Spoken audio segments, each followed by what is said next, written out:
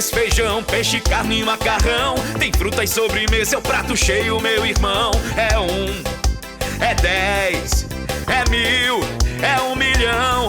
São 10 milhões. Na verdade, mano, são 12 milhões de refeições servidas. É o melhor prato cheio do Brasil. E o melhor é tudo por R$1. Governo do Amazonas, trabalho que transforma.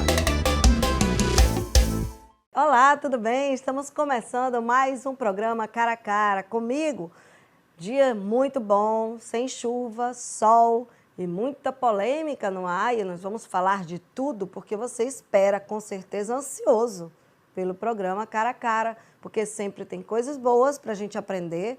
Tem pessoas que vêm aqui para prestar conta, outras vêm aqui para esclarecer, mas o bom de tudo isso é que fica cara a cara comigo. Você que é o público interessado, o povo interessado, vai agora nos assistir. E eu gostaria que você aproveitasse esse momento que nós estamos iniciando essa entrevista e viralizasse, que compartilhasse, que curtisse a nossa live em todas as nossas redes sociais.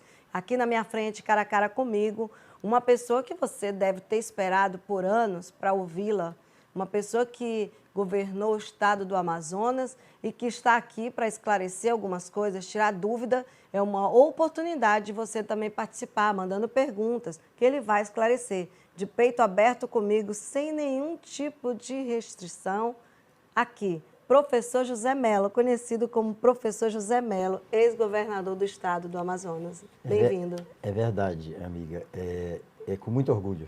Né? Na essência, eu sou um professor. Né? Comecei minha vida assim e é o que eu tenho orgulho de dizer. Né? O resto que passou pela minha vida foram passagens, né? Mas essa de professor eu tenho imenso orgulho de sê-lo. Que bom. Vou apresentar para vocês a carreira do professor José Mello.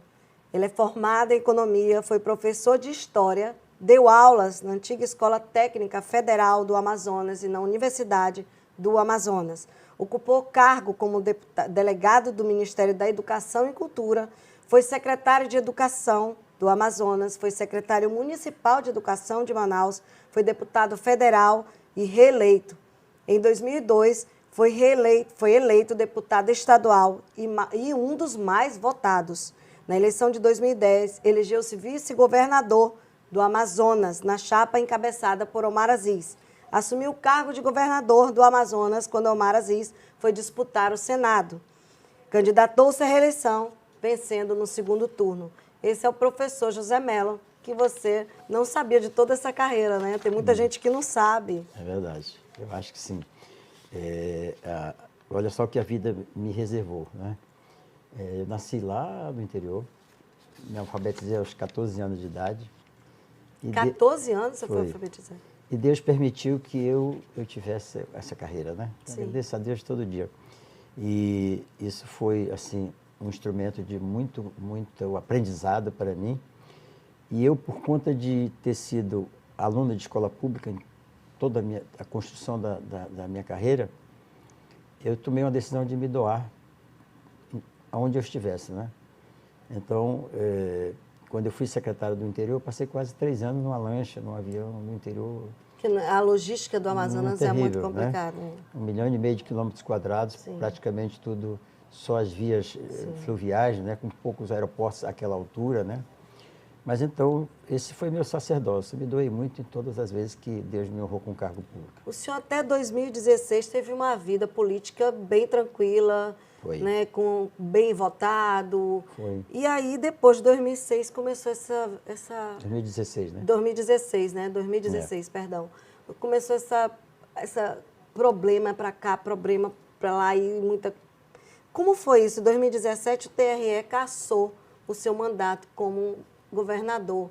E isso, rapidamente, né, e lhe pegou, às vezes, até de surpresa, que o senhor não sabia que isso iria acontecer. Céu e inferno no dia seguinte. Né? Pois é, do sucesso, é isso que eu ia lhe falar. Como que o senhor conseguiu, do sucesso, durante todo esse período, né, de vida pública, com muitas coisas boas, e, de repente, o senhor sai do céu ao inferno rapidamente?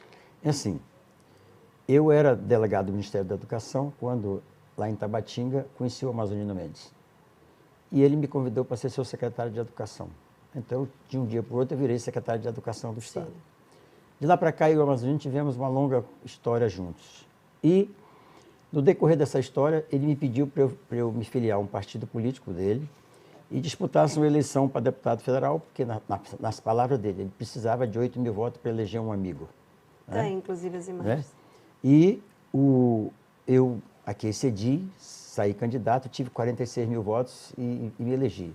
Ato seguinte, eu tive quase 100 mil votos e fui o mais votado do pleito. Então, isto para mim foi o início de uma carreira política vitoriosa e, ao mesmo tempo, uma espada na minha cabeça. Porque quando você faz parte de um grupo político e um ascende, o resto todo fica com ciúme, né, alerta, etc.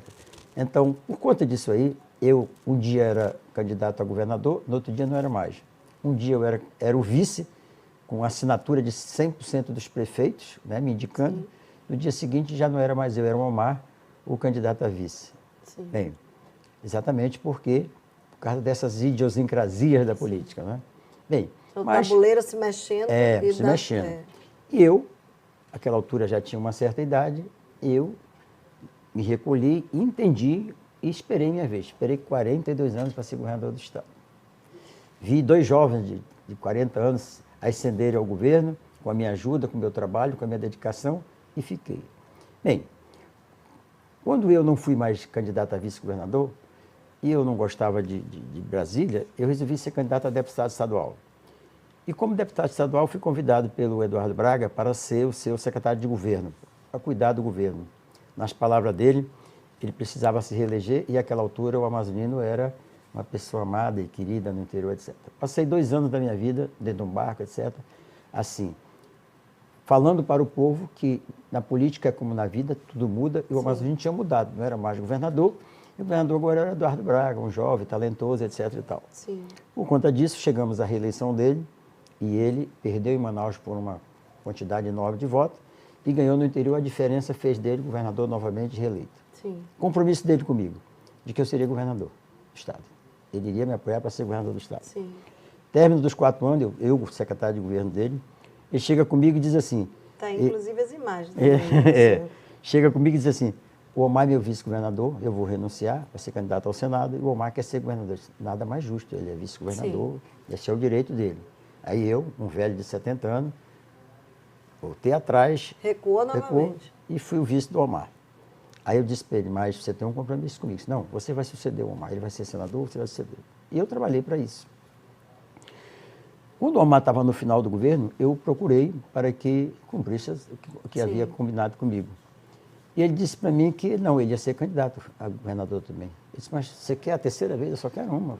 Eu preciso de uma oportunidade. Sim. Não, veja. Aí eu disse assim, então vamos disputar, você e eu. Aí ele deu um sorrisozinho maroto e disse assim, Melo, como é que eu vou perder a eleição com um professorzinho do interior?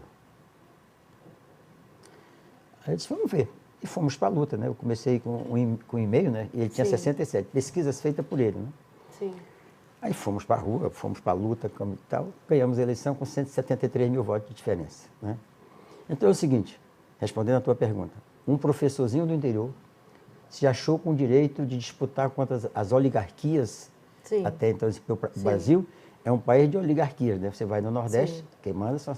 Aí em São Paulo... Tem os grupos políticos antigos então, muito fortes. Essas oligarquias jamais aceitaram que uma pessoa que foi auxiliar deles, que foi secretário deles, que veio lá de baixo, pudesse chegar ao nível deles. Então é uma questão sociológica, de ego, né? Sim, claro. Eu analiso dessa forma.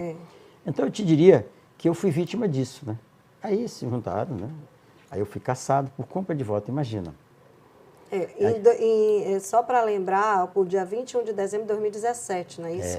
O senhor foi preso com suspeita de desvio. Isso foi um desdobramento, Desdobramento. né? Na verdade, antes eu fui caçado por compra de voto, eu tinha 2 anos de mandato, fui caçado por compra de voto, porque a coligação do Eduardo Braga falou que uma senhora chamada Naiblé havia, num culto evangélico, comprado voto para mim. Sim. Essa moça entrou no culto, não deu uma palavra, foi presa antes de falar por compra de voto. Ela, não satisfeita com isso, ingressou na justiça e o meu processo de cassação seguiu e eu fui cassado.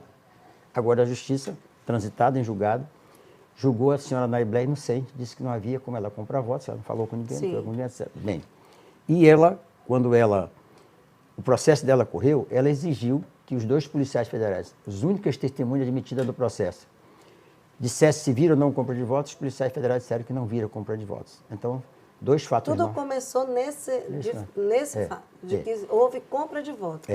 Pronto. Então, agora, a Anaíblé não comprou voto, mas eu perdi meu mandato por isso. Sim. Os policiais federais não viram compra de voto, mas eu fui cassado por isso. Agora eu estou entrando nos tribunais superiores, pedindo a anulação dos fatos todos, né? Se não comprou voto, como é que vocês me cassaram por compra de voto, né? Sim.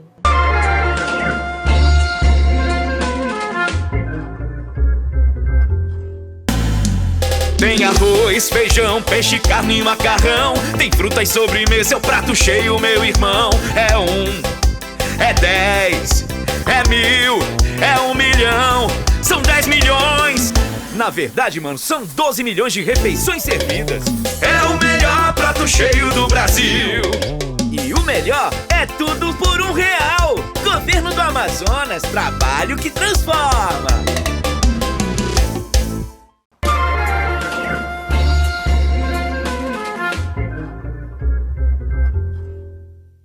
Mas a sua prisão, que foi dada nessa época, 21 de dezembro, essa foi um desdobramento dessa investigação. Não foi assim. Perdi a eleição, Sim. etc. Um dia eu estou em casa, aliás, no sítio, que é da família da minha esposa, e eu estava fazendo dele um sítio produtivo, né? Eu tinha peixe, etc. A Polícia Federal chega lá, me prende e... E já era a Operação Maus Caminhos. Maus Caminhos. Sim. Aí eu perguntei ao delegado, eu estou aqui por quê? Ele disse, porque tem um processo de acusação de que o senhor, com o senhor Mohamed Mustafa, fizeram uma quadrilha para roubar a saúde. Uhum. Aí eu perguntei, quem? Mohamed Mustafa. Eu disse, eu não sei. Como o senhor nunca falou com esse senhor? Eu digo, não, nunca teve contato nenhum. Não esqueça que o senhor vai assinar um documento sobre isso. Eu digo, pode fazer que eu assino. Bem, aí começa uma via sacra na minha vida, né? Saí da delegacia. O senhor foi cassado, logo depois cassado começou o desdobramento para Maus Caminhos, aí o senhor é preso. Aí eu preso. O senhor ou a sua esposa? E pior é isso, não vou falar sobre isso, né? Sim. Aí eu fui, me botaram na cadeia, 133 dias, depois 1.140 dias de tornozeleira eletrônica. 120 dias o senhor ficou? 133? 133 e 1.140 dias de tornozeleira eletrônica, a coisa mais excrescente que eu acho que um ser humano pode ter. Eu me senti como zumbi, rei na África e no dia seguinte escravo nos canaviais pegando chibatada nas costas. Me senti assim, entendeu? Mas tudo bem.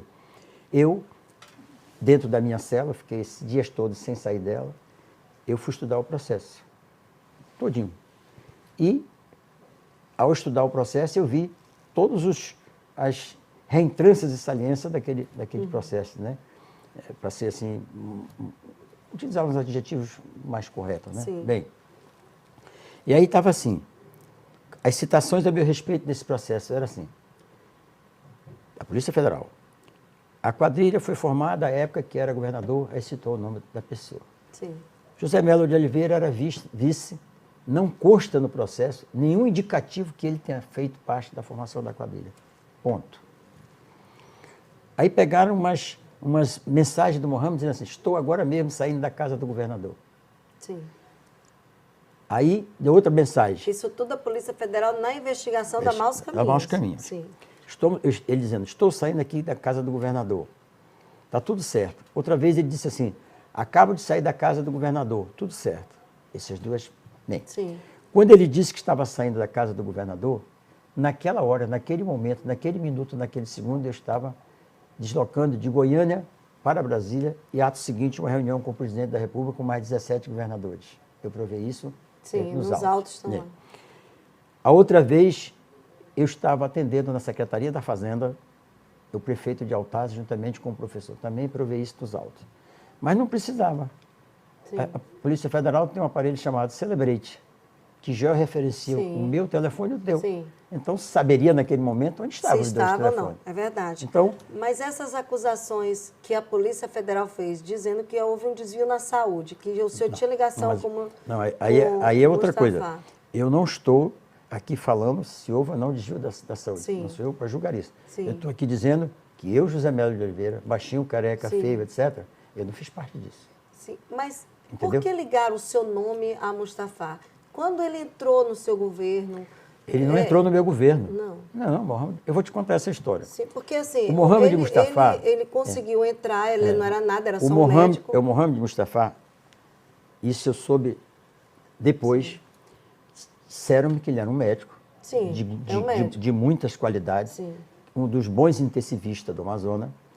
E isso foi que me falaram. Se é verdade, Tá aí a imagem dele. disseram-me que ele foi o intensivista que levou a dona Delfina, de saudosa memória, que eu tinha o maior respeito, o maior carinho, quando ela teve um AVC. Ele foi o intensivista que levou-a para São Paulo e a trouxe depois. A dona Delfina, vale dizer que é a mãe do Omar Aziz, falecido. O que me falaram Sim. é que, nesta altura, então, foi que o Mohamed teria vendido, no bom sentido, né? Sim. De que havia empresas em São Paulo e em Goiânia que prestavam um serviço na saúde que era de boa qualidade, etc. Que, bem, Mas isso foi antes do seu governo? eu era vice-governador. Sim, então foi no governo do Omar Aziz, não foi Então, no seu? eu estou lhe contando o fato. Sim, Você perguntou sim, quando é que isso aqui. claro. Então, É porque as pessoas, Aí- para poder aí que- até ter uma entender, ideia né? melhor, É, entender, é. porque assim, o senhor era vice-governador, e vice-governador normalmente não manda muito, né? Mas O embora- senhor me perdoe falar assim. embora no meu caso eu trabalhava muito. Não, mas não manda, né? Não, A caneta não, é na mão do governador. É. Quem tinha caneta de contratar as empresas do Mustafa, no caso, era o Maziz. Então vamos voltar. Sim. Sileide, por favor. Sim. Vamos voltar. Então, aí o que estão nos autos? Por que eu estou falando nos autos? Sim. Porque é público, né? Sim. Não tem mais segredo de justiça, Sim. os autos são públicos. Sim. Que estão lá nos autos. Né? Que a quadrilha foi formada à época que eu era simplesmente um vice-governador. 2, que não consta nos autos nada que indicasse que eu, como vice-governador, tenha dela participado. Sim. 3, quando eu assumi o governo, os 3 centros de saúde onde o senhor Mohamed Mustafa Sim. com as empresas dele já estavam funcionando. Tanto é que foram inaugurados. Quando o senhor assumiu o governo, já estava Não, tudo funcionando. inaugurado, funcionando e tudo. E mais, a UPA de Tabatingas estava funcionando, o CRQD que também Sim, estava funcionando. sim. Que é O senhor não podia parar naquela altura que estava tudo Como é funcionando. que você pode parar Sim. um avião, um Boeing no ar e trocar Claro. a turbina? Tudo continua. Ato seguinte veio a campanha. A campanha de minha reeleição. Para ser o governador. Eu caio de campo na campanha. Sim. Né? E tudo continuando aí. Todos os contratos vigentes no Estado estavam aí andando. Sim. Tudo funcionando. Bom, terminou a campanha, ganhamos a eleição. Aí eu fui, digamos assim, abrir as vísceras do Sim. governo. Né? Do governo anterior. Do meu governo, né, que eu tinha assumido. Né? Sim, mas aí o senhor, eu queria para saber o senhor assumir o seu qual governo, era o o senhor meu... teria que ver primeiro o que aconteceu antes. Eu queria saber o passivo Sim, e o ativo sim, claro. desse governo. Né? Todo mundo que Foi assim, aí- empresário, para falar como empresário, né? O empresário, quando compra uma empresa, Tem ele que saber tem que o ver que deve e o que tem para receber, né? Exatamente. No caso do governo, o senhor também Isso. foi pegar... Fiz isso. Passamos 2 meses e abrimos, digamos assim, as vísceras do governo. Né? Sim, E aí vimos o que tinha no governo. Essa altura vem a crise. A pior crise Sim. de toda a história econômica do Amazonas. Você como empresário deve ter sofrido, sim. como todo mundo Foi sofreu. muito difícil essa época. Com esta crise, eu decidi que eu iria fazer um corte no governo. Foram 780 milhões de cortes que eu fiz. Esse senhor Mohamed Mustafa pulou, todo mundo pulou. Mas eu disse o seguinte, ou trazemos o governo para o tamanho que a Sim. bota calça, Sim. ou vamos falir o governo.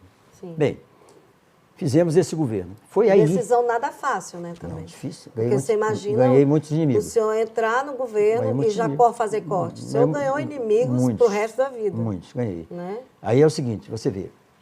Inimigos que permaneceram, inclusive, Olha, camuflados no caso. O orçamento do Estado anual era 13,9 bilhões. Tu imagina eu tirar quase 1 bilhão de um dia para a noite? Sim.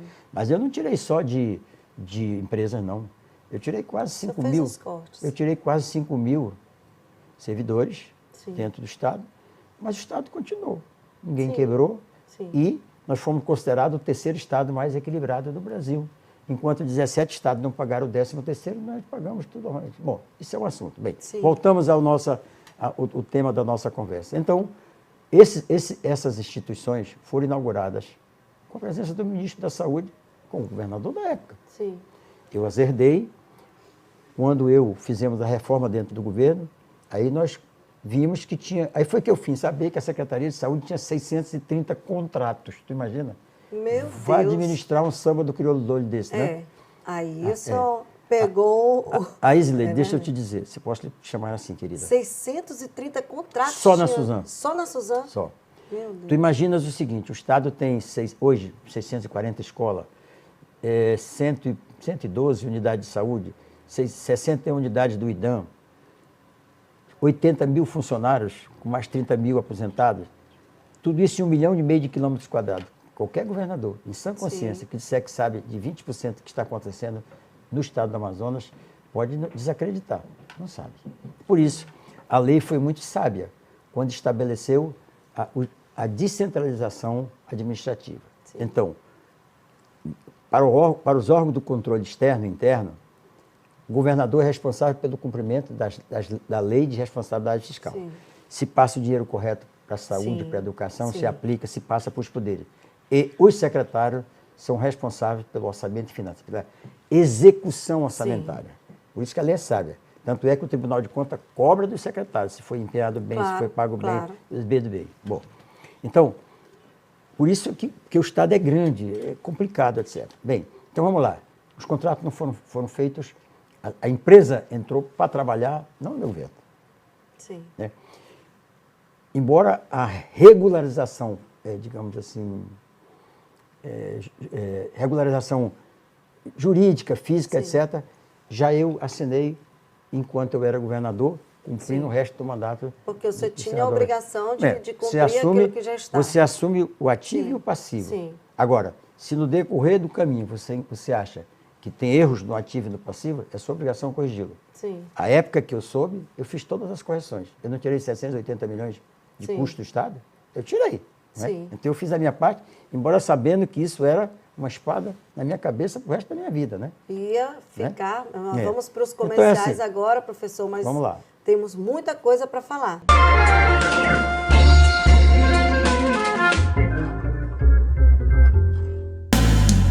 Tem arroz, feijão, peixe, carne e macarrão. Tem fruta e sobremesa, é o prato cheio, meu irmão. É 1, é 10, é 1000, é 1 milhão. São 10 milhões. Na verdade, mano, são 12 milhões de refeições servidas. É o melhor prato cheio do Brasil. E o melhor é tudo por R$1. Governo do Amazonas, trabalho que transforma.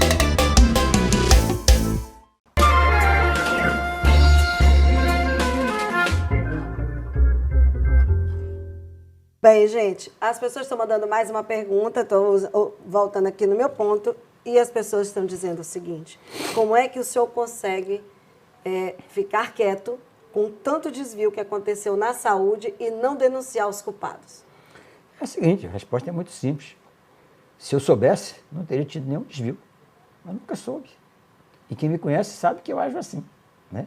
Se fosse diferente, eu talvez fosse hoje o 4º homem mais rico do Senado, concorda? Sim, isso eu teria que... Não é? Se eu não tinha 200 mil reais para pagar a minha fiança, então se eu tivesse me locupletado do poder, eu seria rico, milionário. Eu não sou. Quem quiser, eu passo uma procuração aqui nesse momento, para onde encontrar um bem que não seja a minha casa, podem ficar. É um desafio, quantos gente, que ele está fazendo. Quantos têm coragem de dizer isso? Hein? A maioria não tem, e a gente sabe muito bem que a política é uma política muito complicada. Né? E a gente vê, e o senhor sentiu na pele. Ainda existe doido que quer ser político, né? Pois é, aí por isso que eu estou falando, o senhor está na sua loucura de querer voltar para a política mesmo depois de tanta perseguição e tantas... que o senhor falou, o Eduardo Braga, ele está aí como senador, e o senhor acha que ele vai deixar o senhor quieto? Posso te dizer uma coisa que eu não disse até agora em nenhum programa? Diga, para você? Sim.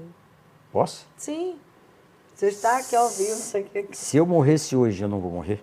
Sim. Eu morria feliz. Porque eu tirei dos meus ombros o peso. Porque a verdade, ela tem que ser dita assim, sem medo, sem trauma, sem nada, né? Eu sei que Deus não vai deixar, porque a gente tem a matriz para cuidar. Mas então, quer um homem mais esclarecido e feliz do que esse que está dizendo aqui para ele? O senhor está falando o tempo todo da matriz econômica, o tempo todo falando da matriz. É um projeto que... Futuro do Amazonas. É isso que está levantando o senhor? É isso que está fazendo o senhor ir para frente? É assim, eu era governador, levantei as riquezas do Amazonas, na mineração, na farmacopeia, tudo, peixe, tudo, levantei. Descobrimos uma fortuna incomensurável nisso. eu convidei os ambientalistas do mundo todo para cá. Quando o senhor era governador? 9 embaixadores, pessoal da ciência, nos reunimos no hotel Selva lá de Rio Preto da Eva, que agora parece que está até fechado, né? São 3 dias. Nesses 3 dias nós dissecamos tudo isso e chegamos à matriz econômica ambiental. Imagina que até a BR-319 estava metida nisso, com o ambientalista pelo meio. Quando nós conseguimos conformar isso e que eu estava elaborando a legislação que pudesse amparar as empresas que viessem para isso, fui cassado. Então isso ficou no limbo durante todo esse tempo. Porque tem muita gente também que não tem interesse que isso aconteça, né? Agora eu retomo, né? Em outras condições. Quer dizer, eu preciso hoje ter um governador que aceite, eu preciso ter um presidente da República que aceite, só que vão aceitar de uma forma ou de outra. Porque, Sileide, deixa eu dizer uma coisa. O nióbio é tão importante para o mundo, e 96% dele está aqui no Amazonas, que ou por bem, ou de uma forma ou de outra, nesses próximos 50 anos, esse nióbio será explorado. Sim, com entendeu? certeza. Então, tem muito não é melhor, aí, não é melhor nós criarmos condições legais e ambientalmente saudáveis para explorar e o povo do Amazonas ter o benefício disso? É isso que eu defendo. Quem quiser ser contra, que traga os argumentos para mim, que eu estou aberto a isso. Sim. Né? É muito importante que o senhor se despeça falando, né, desse momento, porque, claro, o senhor tem seus projetos, o senhor tem seus sonhos, né, e nunca é tarde para sonhar. O senhor passou pelo cárcere, o senhor passou pelo pior momento, o senhor foi do céu para o inferno, o senhor descobriu que os seus amigos não eram mais seus amigos, que o amigo político era inimigo, e muita gente, né, hoje tem 2 senadores com mandato que poderiam ter lhe ajudado, um perseguiu e o outro viu o senhor na prisão, com a família toda presa, e ele continuou sendo senador. Então, os 2 senadores que mais lhe prejudicaram continuam aí. Agora o senhor está aqui, 4 anos depois, tentando esclarecer, e o povo precisa lhe ouvir, de verdade, de melo para melo. É por isso que a Sileide Mussalem é a Sileide Mussalem, campeão das audiências aqui, porque você, em 30 segundos, sintetizou tudo. Sim. Né? Então é o seguinte, o que eu quero dizer para o povo do Amazonas eu queria que o senhor olhasse como é de cara com cara, aqui? eu queria que o senhor falasse com essa câmera aqui. O que eu quero dizer para vocês todos que estão me ouvindo, que é o seguinte, a matriz econômica ambiental é a única saída para o desenvolvimento econômico do Amazonas de forma equilibrada. A Zona Franca de Manaus aqui e o interior aqui. Não é dado o direito a nós, amazonenses, abrirmos mão disso, mas também não é dado o direito de devastarmos a floresta. A proposta que eu faço é explorar essas riquezas de forma sustentável, em harmonia com a natureza. E não é justo que o interior do Amazonas permaneça como está, sendo tão rico. Como eu também não acho justo que Roraima, com todas aquelas riquezas que tem, os índios e Yanomamis continuam morrendo de virose, de gripe, etc. e tal. Então, essa é a minha luta. E eu quero convidar vocês para virem. Quem tiver alguma sugestão, críticas, etc., eu estou aberto. Mas a grande verdade é o seguinte, vocês lembram daquele general que pegou o seu exército, chegou numa ilha para invadir a ilha e que mandou queimar os navios e que os seus comandados ficaram aborrecidos? Por que o senhor faz isso? Como é que nós vamos voltar? E ele disse assim, ou ganhamos a guerra ou seremos escravos. Então é isso. Ou ganhamos a guerra da matriz econômica ambiental ou seremos eternamente escravos da Zona Franca de Manaus, que é um modelo maravilhoso que nos apoia, mas não é suficiente para um Estado que tem tantas riquezas. Sileide, muito obrigado pelo seu carinho. Eu que agradeço ter vindo. Eu fiquei muito feliz, muito honrado e quero dizer que vou colocar no meu caderninho de débito e crédito, porque você me permitiu falar de peito aberto as verdades, sem escamotear, sem esconder, sem nada. Muito obrigado, que Deus abençoe você, seu esposo e todo o grupo aqui que faz esse programa. Obrigada. Obrigada, professor Melo. Gente, eu acredito que essa entrevista deu para esclarecer algumas coisas para vocês, principalmente no que diz a saúde. A gente está aí, vamos deixar a Polícia Federal e a Polícia, o Ministério Público, investigar, denunciar e colocar quem merece na cadeia. Isso é uma questão de justiça. O professor José Melo veio aqui para poder esclarecer alguns pontos, coisas que você tinha dúvida e você pediu para ouvi-lo. De cara a cara comigo, dizendo a verdade, contando o seu lado e ouvindo as perguntas dos nossos internautas e telespectadores. Daqui a pouquinho às 22 horas, essa entrevista vai para o canal 48.1 Rede Brasil. E se você quiser mandar mensagem, se você quiser mandar pergunta, você pode mandar, que nós enviaremos a assessoria de imprensa do ex-governador José Melo, professor Melo. Muito obrigada pela sua audiência. Tem arroz, feijão, peixe, carne e macarrão. Tem fruta e sobremesa, é o prato cheio, meu irmão. É 1, é 10, é 1000, é 1 milhão. São 10 milhões. Na verdade, mano, são 12 milhões de refeições servidas. É o melhor prato cheio do Brasil. E o melhor é tudo por R$1. Governo do Amazonas, trabalho que transforma.